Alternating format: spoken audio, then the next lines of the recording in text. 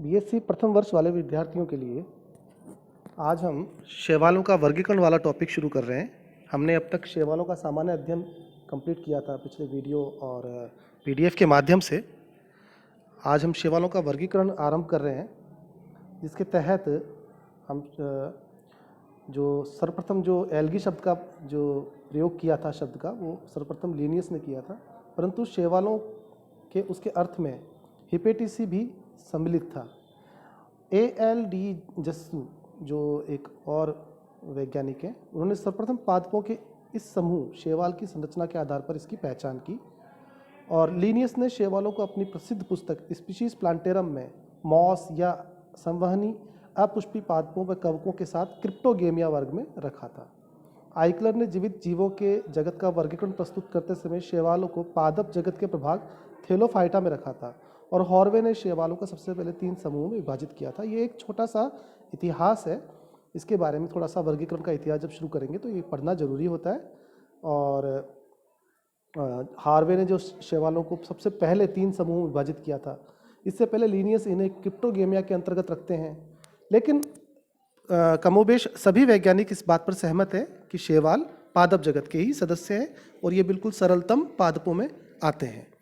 तो जो हार्वे ने सबसे पहले शैवालों को 3 समूह में विभाजित किया था, क्लोरोस्पर्मी जिसमें हरे व अलवणीय जलीय स्वरूप वाले शैवाल थे, मेलेनोस्पर्मी जिसमें समुद्री बड़े स्वरूप वाले शैवाल थे, और रोडोस्पर्मी जो छोटे और लाल रंग के जो शैवाल थे, उनको 3 समूह बनाए थे इन्होंने 1836 में।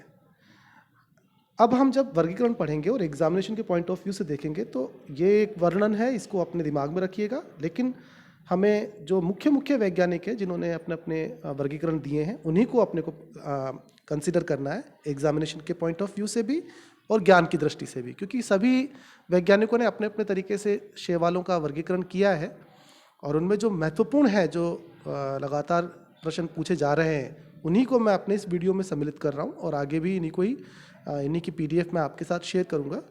तो मैं सबसे पहले बताता हूँ आपको, एंगलर और प्रेंटल ने 1912 में सिलेबस द फ्लेजेमैमिलियन नाम से एक पुस्तक लिखी थी, और उसमें शैवालों के वर्गीकरण को वैज्ञानिक ढंग से प्रस्तुत किया था।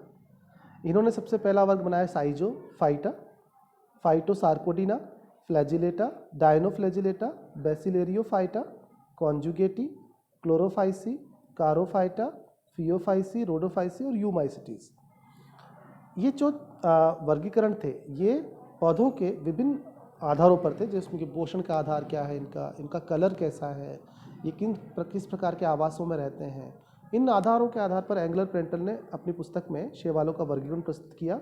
आपको ज़्यादा कुछ नहीं करना है, सिर्फ ये सारणी आपको याद रखनी है। दूसरा जो वर्गीकरण इंपॉर्टेंट है वो स्मिथ का है। इन्होंने 1955 में शैवालों को 7 प्रभागों में 7 डिवीजन में वर्गीकृत किया था। उसने क्लोरोमोनोडलीज और क्रिप्टोफाइसी को 7 प्रभागों से एक अलग अनिश्चित वर्गीकृत स्थिति में रखा था।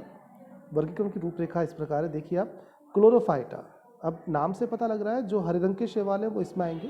क्लोरोफाइटा संवर्ग है, उसमें क्लोरोफाइसी और कारोफाइसी 2 संवर्गों को रखा गया है। तो भाग 1 क्लोरोफाइटा, उसके 2 संवर्ग बनाए, क्लोरोफाइसी और कारोफाइसी। दूसरा है यूग्लिनोफाइटा, और इसमें एक ही संवर्ग रखा, यूग्लिनोफाइसी। तीसरा है पायरोफाइटा, जिसमें 2 संवर्ग हैं, डेस्मोफाइसी और डायनोफाइसी। और अगला जो प्रभाग है वो क्राइसोफाइटा है, जिसमें क्राइसोफाइसी, जेंथोफाइसी और बेसिलेरियोफाइसी भी है। प्रभाग 5 में फियोफाइटा को रखा गया, जो कि भूरी शैवाल होती है। आइसोजेनेरेटी और हेटेरोजेनेरेटी प्रकार से इसमें 2 संवर्ग बनाए गए। प्रभाग 6 में साइनोफाइटा है, जिसमें एक संवर्ग बनाया गया, मिक्सोफाइसी। और अंतिम जो प्रभाग बनाया गया वो रोडोफाइटा था, जो लाल शैवाल होते हैं, उनमें संवर्ग रोडोफाइसी को रखा गया। और अनिश्चित स्थिति वाले शैवाल, उसमें मैंने आपको पहले ही बता दिया, क्लोरोमोनोडिनी और क्रिप्टोफाइसी के अंतर्गत 7 प्रभागों से अलग एक अनिश्चित प्रभाग वाले जो शैवाल है, उनको इसमें रखा, जिनके लक्षणों के बारे में अनिश्चितता थी। तो इस प्रकार से स्मिथ का, एंगलर प्रेंटल का, ये इंपॉर्टेंट है, पूछे जा सकते हैं शॉर्ट नोट्स में। लेकिन जो महत्वपूर्ण जो वर्गीकरण है वो आपके फ्रिश का वर्गीकरण है, जिसे हमें ढंग से पढ़ना है, डिटेल में पढ़ना है। एग्जामिनेशन के पॉइंट ऑफ व्यू से भी उसी को डिटेल में पढ़ना है, और उसी को ही आपको याद भी करना है। तो उसके बारे में हम अगले वीडियो में डिस्कस करेंगे।